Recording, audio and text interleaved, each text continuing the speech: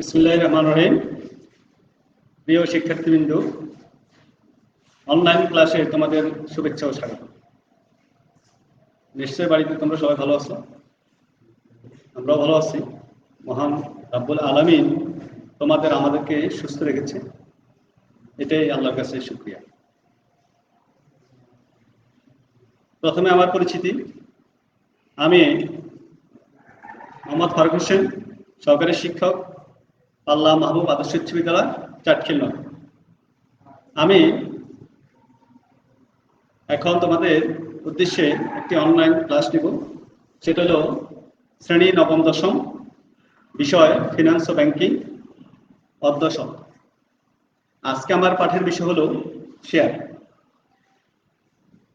প্রথমে আমরা বুঝবো শেয়ারটা কি। যৌথ মূলধনী কোম্পানি সাধারণত অনেক ধরনের, অনেক বড় একটা অ্যামাউন্ট প্রয়োজন হয় তারা যদি কখনো ব্যবসা করে। এত বড় অ্যামাউন্ট দুই একজনের পক্ষে যোগান দেওয়া সম্ভব না। এই জন্য সরকার থেকে অনুমতি নিয়ে যৌথ মূলধনী কোম্পানি শেয়ার করার আমন্ত্রণ জানায় সংবাদপত্রের বিভিন্ন মাধ্যমে অথবা পত্রপত্রিকার মাধ্যমে, টেলিভিশনের মাধ্যমে। তখন যারা ছোট বিনিয়োগকারী, তখন তারা এতে তাদের অর্থ বিনিয়োগ করে নির্দিষ্ট হারে মুনাফা পায়। এখন এই শেয়ারের অনেকগুলো বিভিন্নতা আছে। আজকে আমরা শেয়ারের বিভিন্নতা সম্পর্কে জানবো। প্রথমত আমরা জানবো শেয়ার কাকে। শেয়ারটা হলো মোট মূলধনের ছোট ছোট অংশকে এক একটিকে আমরা শেয়ার করি। তাহলে আমাদের শেয়ারে, আমরা তো আগে বলছি যে আমরা আজকে শেয়ারের বিভিন্নতা সম্পর্কে জানবো। প্রথমে আমি তোমাদেরকে বুঝাবো আজকে সাধারণ শেয়ার। দেখো, প্রথমে আমি বুঝাবো সাধারণ শেয়ার।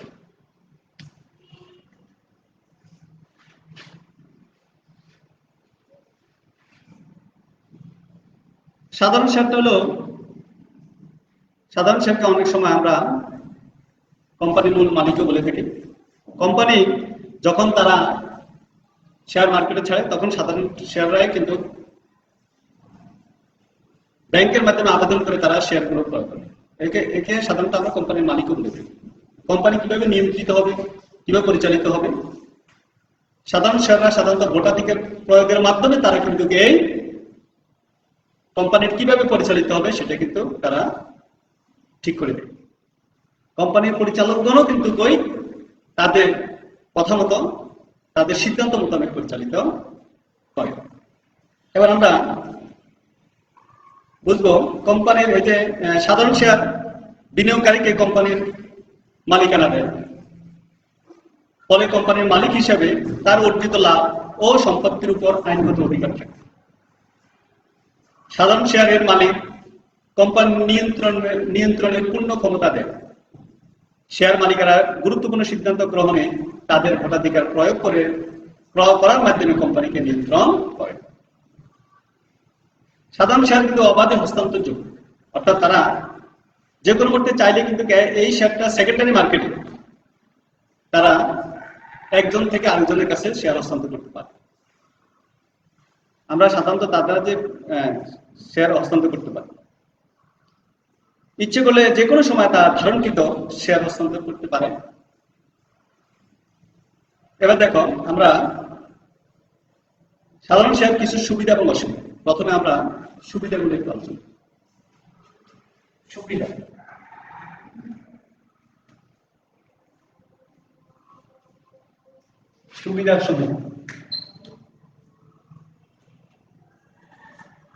সুবিধার সময়ের মধ্যে প্রথমে আসি আমরা অধিক আয়।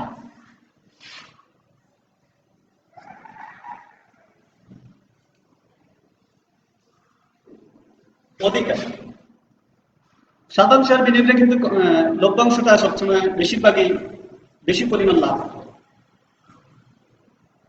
তবে বন্ড, ডিবেঞ্চার, অগ্রাধিকার শেয়ারের লাভটুকু দেওয়ার পরবর্তীতে যে লাভটা থাকে সেটা কিন্তু সাধারণ শেয়াররা ভাগ করে নেয়। তাহলে বুঝে শুনে যদি ভালো কোম্পানির শেয়ার ক্রয় করা যায়, ছোট বিনিয়োগকারীরা যদি ক্রয় করে তাহলে তারা অধিক পরিমাণ লাভ করতে পারে। কেননা অন্যান্য শেয়াররা কিন্তু নির্দিষ্ট আর লাভ পায়, বাকি যদি লাভটা বেশি থাকে তাহলে সাধারণ শেয়াররা সেটা ভাগ করে নেয়। তাহলে আমরা বুঝলাম অধিক লাভের জন্য সাধারণ শেয়ারটা ক্রয় করা দরকার। তারপর দেখো সীমাবদ্ধ দায়। সাধারণ শেয়ার মালিকেরা যৌথভাবে কোম্পানির ঝুঁকি বহন করে। কোন অবস্থায় একজন বিনিয়োগকারীকে ঝুঁকি তার বিনিয়োগের অর্থের অধিক হয় না, অর্থাৎ সে যত টাকায় বিনিয়োগ করে এর বেশি কিন্তু হবে। যেমন আমরা মনে করি একজন বিনিয়োগকারী কোন কোম্পানির 10 টাকা মূল্যের 100টি শেয়ার ক্রয় করেন, তাহলে সে 10 টাকা মূল্যের 100 শেয়ারের দাম হলো কত? 10,000 টাকা। তাহলে তাকে কিন্তু ওই 10,000 টাকাই পরিশোধ করতে হবে, এর বেশি না। তাহলে আমরা বলতে পারি তাহলে এই সাধারণ শেয়ারটা দায়টাও কিন্তু সীমাবদ্ধ। এবার সব তাহলে আমার সীমাবদ্ধ দায়টা চলে গেল। পরবর্তীতে আমি আরেকটা পয়েন্ট আলোচনা করবো, সেটা হলো তারল্য। সাধারণ শেয়ার বিনিয়োগকারীর কাছে তরল সম্পদ হিসেবে সময় দিত। বিনিয়োগকারী যে কোনো মুহূর্তে তার যখন টাকার প্রয়োজন হবে তখন সে ইচ্ছে করলে অন্য যে কেউ কাছে, অর্থাৎ সেকেন্ডারি মার্কেটে তার শেয়ারটা সে অন্য কারো কাছে হস্তান্তর করতে পারে।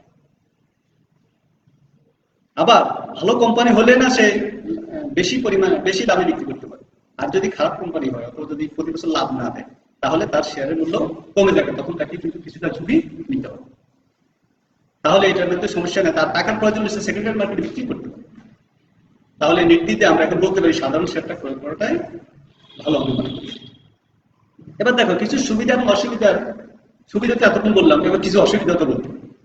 প্রিয় শিক্ষার্থী বিন্দু, সব জায়গায় খালি সুবিধায় চিন্তা করলাম, তাহলে অসুবিধার কথা তো একটু বলতো। দেখো তোমরা এবার অসুবিধাগুলো দেখো। প্রথমে আমরা আসি ঝুঁকি। সাধারণ শেয়ার বিনিয়োগ অপেক্ষা কিন্তু অধিক ঝুঁকিপূর্ণ। শেয়ার বাজারে অনেক খটকা বিনিয়োগকারী থাকে, ফলে বুঝে শুনে বিনিয়োগ না করলে কিন্তু ক্ষতির সম্ভাবনাটা বেশি থাকে।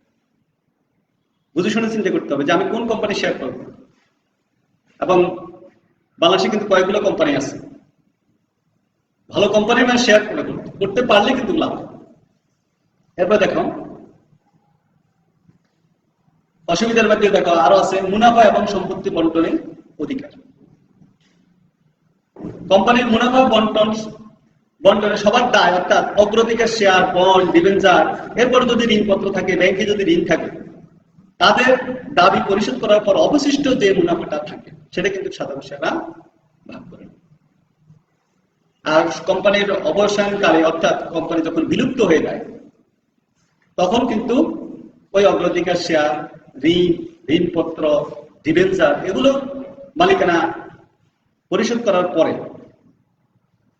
যদি টাকা থাকে তাহলে সাধারণ শেয়ার সেটা ভাগ করে। শিক্ষার্থী বন্ধুরা, এখন আমরা অবশ্যই সাধারণ শেয়ার সম্পর্কে কিছুটা জানলাম। এবার আমরা শিখবো অগ্রাধিকার শেয়ার।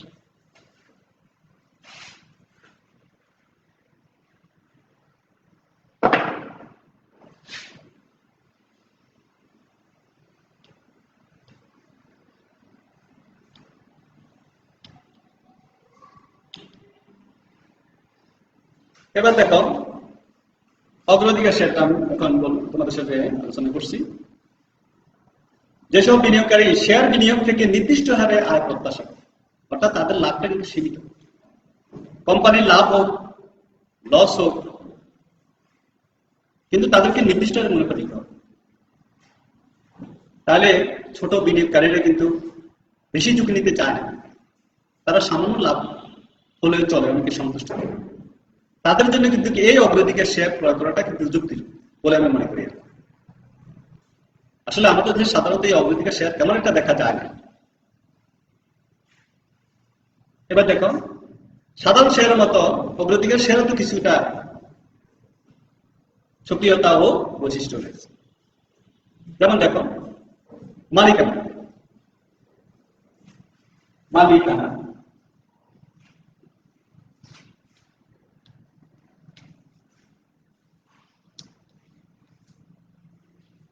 মালিকানা দেখো, আমি আগেই বলছি সাধারণ শেয়ার কিন্তু কোম্পানির পুরোটা মালিক বলা চলে, কিন্তু অগ্রাধিকার শেয়ার সাধারণত মালিক বলা চলে, তাদেরকে আমরা কি করি সাধারণ শেয়ার মালিক এবং বন্ড ও ডিবেঞ্চারের মাঝামাঝি দৃষ্টিতে তাদেরকে আমরা বুঝতে। এরপর দেখো রূপান্তরযোগ্য শেয়ার।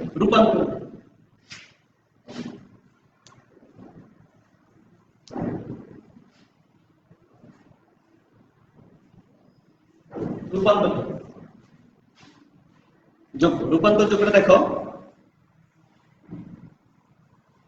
অনেক অগ্রাধিকার শেয়ার একটি নির্দিষ্ট সময় পর সাধারণ শেয়ারে কিন্তু রূপান্তরিত হতে পারে। মাঝে মাঝে সুযোগ দিলে কোম্পানি তাহলে তাদেরকে সাধারণ শেয়ার অন্তর্ভুক্ত করে নেয়।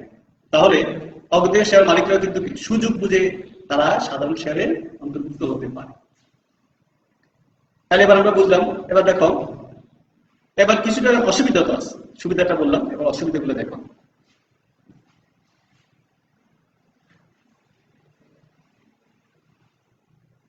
অসুবিধার মধ্যে আছে যেমন এখানে আছে, আমরা দেখো নির্দিষ্ট হারে আয়, নির্দিষ্ট হারে আয়।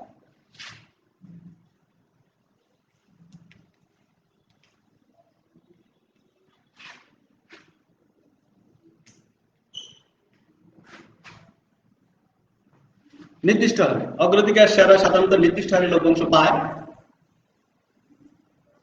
ফলে শেয়ার মালিকদের আয়ের অনিশ্চয়তা থাকে। নির্দিষ্ট লভ্যাংশ পায়, তারা সাধারণত বেশি মুনাফা ভোগ করতে পারে, কারণ তার সাথে তো কন্ট্রাক্টে হলো কোম্পানির সাথে, বিনিয়োগকারীর সাথে, যে তুমি নির্দিষ্ট লভ্যাংশ পাবো, মানে এই আমি বছর বছর তোমাকে এতটা লাভ। এরপর হলো মুনাফা আয়ের উপর অগ্রাধিকার।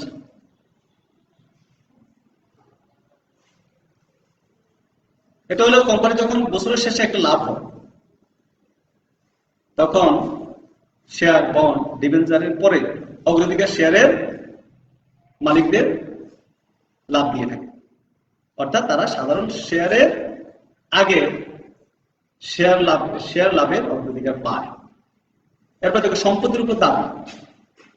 সম্পত্তির উপর দাবি,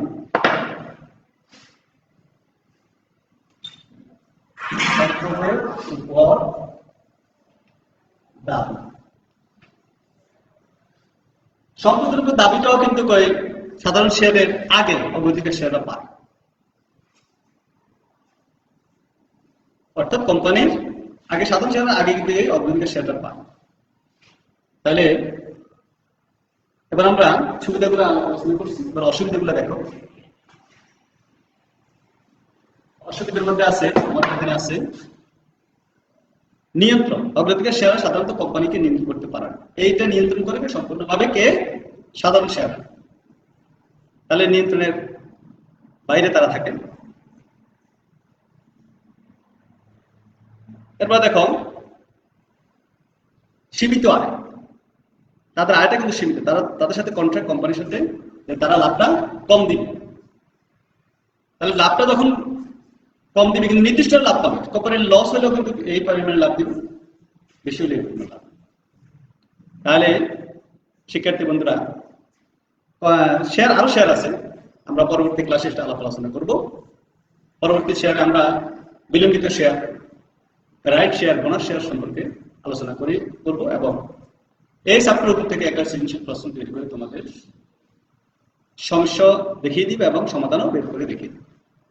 তাহলে সবাই তোমরা বাড়িতে ভালো থাকো, আমাদের স্কুলের অনলাইন ক্লাসগুলো তোমরা সবসময় লক্ষ্য করবে এবং তোমাদের যদি কোনো অসুবিধা থাকে তাহলে পেজে লেখালেখি করে আমাদের যদি কোনো ভুল হয় সেটা সংশোধন করে দিবে, এই আশা উদ্দীপনা রেখে আজকে আমি এখানে অনলাইন ক্লাসটা সমাপ্ত করছি। আল্লাহ হাফেজ।